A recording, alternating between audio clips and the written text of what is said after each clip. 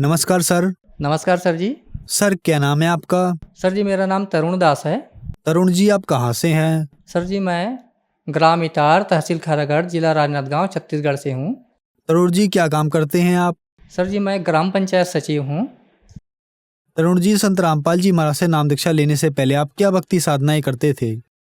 Sir जी मैं सद्गुरु रामपाल जी महाराज जी की शरण में आने से पहले दामाखेरा पंथ से जुड़ा हुआ था और उसके साथ ही साथ मैं तंत्र मंत्र जादू टोना से प्रभावित होने के कारण हनुमान जी की भी साधना किया करता था और हफ्ते में 2-2 3-3 उपवास रहा करता था।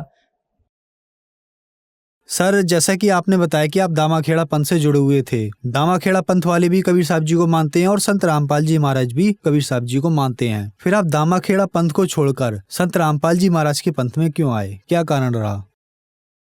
दामाखेड़ा पंथ में सर जी कबीर साहब जी को सिर्फ सदगुरु मानते हैं। जो संत रामपाल जी महाराज जी है वो चारों धर्मों में परमात्मा कबीर साहब जी को बताते हैं उसमें कि कबीर साहब ही सबका सृजनहार है, सबका पालनहार है। इसलिए हमने संत रामपाल जी महाराज जी के शरण ग्रहण की। सर संत रामपाल जी महाराज से जुड़ने के बाद आपको क्या लाभ मिले? सर जी संत रामपाल जी महाराज जी के शरण में जुड़ने के बाद हमें सबसे पहले तो ये लाभ हुआ सर जी कि हमें वैदिक अनुसार से सच्ची भक्ति मिली, जिसके कारण हमें तंत्र मंत्र से छुटकारा मिला। हमारा परिवार अभी वर्तमान में सुखी है और भूत प्रेत की समस्या में इतनी परेशान था कि मेरे माँ, मेरे पिताजी और स्वयं मैं एक ही घर में काम करने वाला हूँ और गांव देहात में यह है भगत जी की जलन की प्रवृत्ति होती है। इस कारण से मेरे परिवार पर जादू टोना का असर बहुत था। मैं महीने 2 महीने 3 महीने में तांत्रिकों के पास जाता था। कुछ दिन वो ठीक रहते थे, इसके बाद फिर जस का तस वैसी ही जो व्याधि थी हमें घेरे ही रहता था। इस कारण मैं मानसिक परेशानी से बहुत परेशान रहता था। ये समस्या जो है मैं 8 से 10 साल इसको झेला हूँ मैं। इसके बाद में भगत जी मैं सद्गुरु रामपाल जी महाराज जी के जो चैनल है साधना चैनल में एक दिन कार्यक्रम देखते देखते परम संत सद्गुरु रामपाल जी महाराज जी बता रहे हैं कि ये जो कबीर परमात्मा है सबका सृजनहार है, सबका पालनहार है। और परमात्मा सद्गुरु रामपाल जी महाराज जो कहते हैं कि जब लेगी हंसा हमरे आना, काल लगे ना तेरा बाणा। यह सुनकर मैं सद्गुरु रामपाल जी महाराज जी की शरण में गया ताकि मेरे जो परिवार की ये जो समस्या है ये सब दूर हो सके। और सद्गुरु रामपाल जी महाराज बताते हैं कि यदि कबीर शरण में आने से, भक्ति मर्यादा पूर्वक भक्ति करने से हंस की 101 पीढ़ी मैं पार कर दूंगा। ये परमात्मा की वाणी है और हम आज परमात्मा की भक्ति करते हुए हमारे परिवार बहुत सुखी जीवन व्यतीत कर रहे हैं। दूसरा लाभ यह है भगत जी की 24 अप्रैल 2019 को मैं अपने ड्यूटी से आया। ड्यूटी के दौरान आने के बाद मुझे यूरिन में प्रॉब्लम रहता था। इस कारण मुझे भगत जी यूरिन की इन्फेक्शन जो है 7 बजे शाम को लगभग बढ़ी और इतनी बढ़ा कि मुझे कंपकपी बुखार आया। बुखार आने के बाद आधे घंटे तक बेहोश हो गया मैं। इसके बाद में अंतर्मन से बोलता था कि हे परमात्मा, मैं आपकी शरण में आने के बाद में सारी व्याधियों को छोड़ चुका हूँ। मैं ड्यूटी के दौरान ना किसी से रिश्वत लेता हूँ, ना मैं प्रशासन की जो है पैसे की चोरी करता हूँ और बहुत सारी जो व्याधियाँ हैं उसको छोड़ चुका हूँ। हे परमात्मा, आप तो दीन दयाल हो, मेरी रक्षा करो। ऐसे करके मैं अंतर्मन से परमात्मा की गुहार लगाया तो परमात्मा जो है वो सफ़ेद प्रकाश पुंज में आकर मेरी रक्षा किया और मैं थोड़ा सा ठीक हुआ। ठीक होने के बाद में मुझे लगा कि मैं अब थोड़ा सा ठीक हो रहा हूँ। जाके मैं परमात्मा के चरणों में दंडवत प्रणाम किया और अमृत जल पीने के बाद में भगत जी मेरी जो स्थिति है उसमें सुधार आया। अगला लाभ है भगत जी, मेरे जो पिताजी है वो वृद्धावस्था में है, लगभग उनकी उम्र है 78 ईयर। और वो एक दिन अपनी कुर्सी में बैठा हुआ था और अचानक से उसको पैरालिसिस जैसा हो गया, वो कुर्सी से गिर गया। तो मेरी जो भगतमती है उसे परमात्मा की शरण में ले जाकर दंडवत कराया, उसके बाद अमृत जल पिलाया। अमृत जल पिलाने ही मात्र से वो तुरंत उसको राहत मिला। फिर उसको हम जो प्राथमिक उपचार थे वो किए, लेकिन आज वो बीपी की दवाई से मुक्त है, बिना दवाई खाए अच्छे हैं वो संत रामपाल जी महाराज जी की दया से। और अगला लाभ जो यह है भगत जी की हमारे गांव में पानी की समस्या बहुत रहती है। तो हमारे आसपास वाले लोग जो है बहुत जो गहरे हैं वो बोर खनवाते हैं 280-300 के आसपास। लेकिन हमने संत रामपाल जी महाराज जी से प्रार्थना लगाई कि गुरुजी हमें पानी की तकलीफ़ बहुत है और हमें बोर खनाने की आवश्यकता है। तो परमात्मा ने आदेश दिया कि बेटा आप बोर खनन करवा सकते हो। तो भगत जी मेरी जो घर में जो पानी है वो 60 फीट से शुरू हो गया भगत जी, और परमात्मा की दया से बहुत अच्छा पानी मिला है हमको। और अगला लाभ यह है भगत जी कि मैं जो जॉब में हूँ वहाँ रिश्वतखोरी, चोरी ये बहुत ज़्यादा मतलब भरा हुआ है भगत जी।